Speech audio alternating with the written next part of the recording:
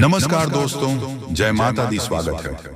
तो मेष राशि वालों, क्या आप जानते हैं कि गौ माता ने सभी महिलाओं को ऐसा कौन सा श्राप दिया था जिसके कारण सभी महिलाएं आज तक पीड़ित हैं? गौ माता का एक ऐसा श्राप जिसे टाला नहीं जा सका। दोस्तों, क्या था वह श्राप? जानने के लिए पूरा वीडियो देखें। तो दोस्तों, चाहिए जानते हैं गाय माता ने सभी स्त्रियों को क्या श्राप दिया था। दोस्तों, एक समय की बात है जब भगवान श्री कृष्ण अपने सिंहासन पर बैठे हुए थे। तब देवर्षि नारद मुनि उनके पास आते हैं और कहते हैं, हे प्रभु, आज मैं मृत्यु लोक में भ्रमण कर रहा था। तभी एक महिला ने पूछा कि पहले जब महिलाओं के बच्चे होते थे तो वे पैदा होते ही चलना शुरू कर देती थी, लेकिन अब नहीं। ऐसा क्यों? हे प्रभु, मुझे इस प्रश्न का उत्तर मालूम नहीं था, इसलिए मैं आपके पास आया हूं। कृपया मुझे इस प्रश्न का उत्तर बताएं। श्री कृष्ण कहते हैं, हे देवर्षि, आपका यह प्रश्न सभी महिलाओं के लिए बहुत महत्वपूर्ण है। आप इस प्रश्न का उत्तर जानना चाहते हैं, तो ठीक है, मैं आपको एक कहानी सुनाता हूँ। उस कहानी से आपको पता चलेगा कि महिलाओं के बच्चे पैदा होते ही क्यों नहीं चल पाते। तब देवर्षि नारद कहते हैं कि प्रभु, मैं यह कथा पूरी सुनूंगा, कृपया मुझे कथा बताएं। दोस्तों, अगर आप भी जानना चाहते हैं कि इस सवाल का जवाब क्या है, तो दोस्तों वीडियो को अंत तक देखें और वीडियो को लाइक भी करें। तो दोस्तों, श्री कृष्ण जी कहते हैं, हे देवर्षि, एक नगर में रामचंद्र नाम का एक व्यक्ति रहता था। रामचंद्र एक स्वार्थी व्यक्ति थे। रामचंद्र के पास एक गाय थी। वह गाय दूध देती थी और रामचंद्र उस गाय को हरा चारा खिलाते थे और दूध निकालकर भेज देते थे। रामचंद्र स्वयं गाय का दूध पीते थे और अपने परिवार के सदस्यों को भी दूध पिलाते थे। रामचंद्र के घर की दिनचर्या गाय के दूध से चलती थी। रामचंद्र का समय इसी प्रकार बीत रहा था। कुछ दिनों के बाद एक समय ऐसा आया जब गाय ने रामचंद्र को दूध देना बंद कर दिया। जैसे ही गाय ने दूध देना बंद किया, रामचंद्र ने उस गाय को खाना खिलाना बंद कर दिया। और एक दिन ऐसा आया जब रामचंद्र ने गाय को बहुत मारा और घर से ले जाकर जंगल में छोड़ दिया। अब बेचारी गाय अकेली रह गई, जंगल में इधर उधर भटकती हुई। और एक दिन वह जंगल में बने एक मंदिर के पास आती है और भगवान से विनती करते हुए कहती है, हे भगवान, मैं आपसे यह विनती करती हूँ कि हमें गाय की योनि में डालकर कितना गलत काम किया है। श्री कृष्ण कहते हैं, हे देवर्षि, वह गाय कहती है, देखिए, आपकी 84 लाख योनियों में जो सर्वश्रेष्ठ योनि है, यानी मनुष्य कि उसमें कितने पाप और दुष्कर्म होते हैं।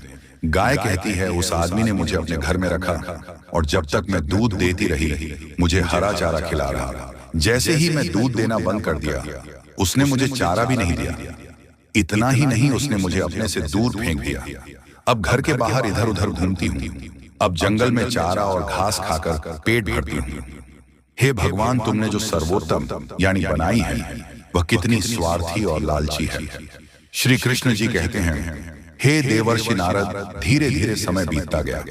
बेचारी गाय इधर उधर भटकती रहती थी। जब भी वह गए रामचंद्र के द्वार पर आ जाती है तो रामचंद्र ने लाठी लेकर के उस गाय को जंगल की तरफ, खेतों की तरफ भगा करके आ जाता है।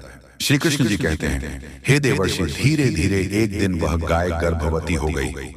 जब गर्भ 3-4 महीने का हो गया, तभी उसी जंगल में एक स्त्री आई।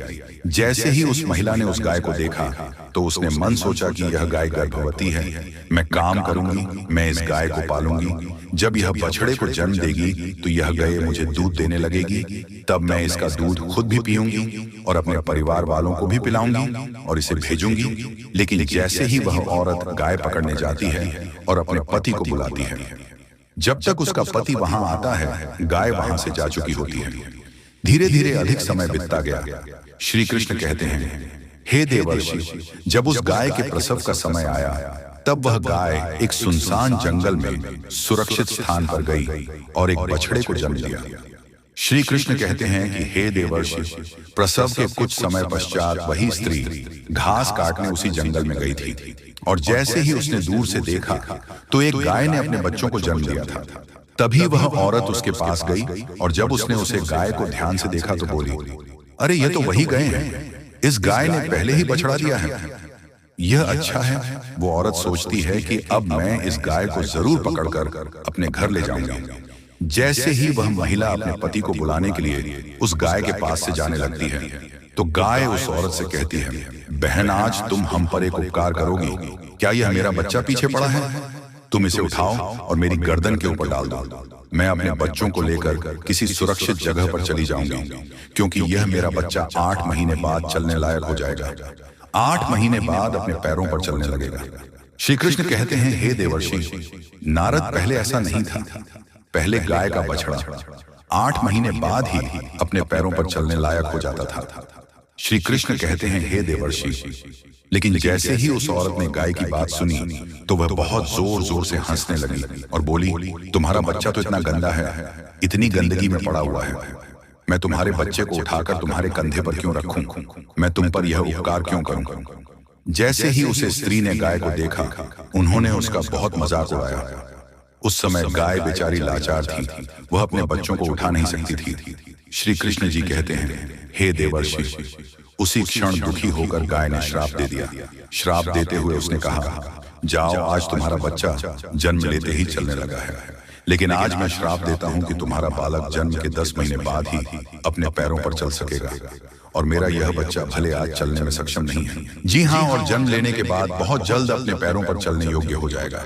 श्री कृष्ण कहते हैं, हे देवर्षि, इसी श्राप के कारण स्त्री का बालक जन्म लेते ही अपने पैरों पर नहीं चल पाता है। दोस्तों, सतयुग में सुखदेव जन्म लेते ही अपने पैरों पर चलने लगे थे, और वेद व्यास भी जन्म लेते ही अपने पैरों पर चलने लगे थे।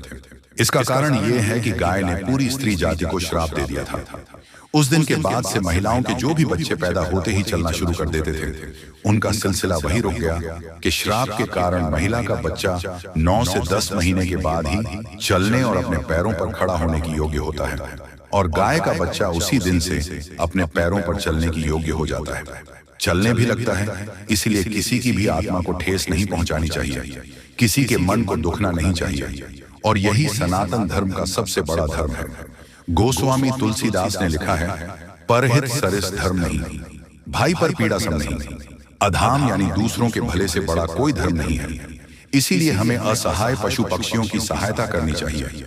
गाय के श्राप के कारण सभी पशु पक्षियों के बच्चे जन्म के तुरंत बाद चलने लगते हैं, लेकिन महिलाओं के बच्चों पर इसका विपरीत प्रभाव पड़ा कि महिला का बच्चा जन्म के तुरंत बाद चलने में सक्षम नहीं होता है, वह पैदा होते ही नहीं चल पाता है।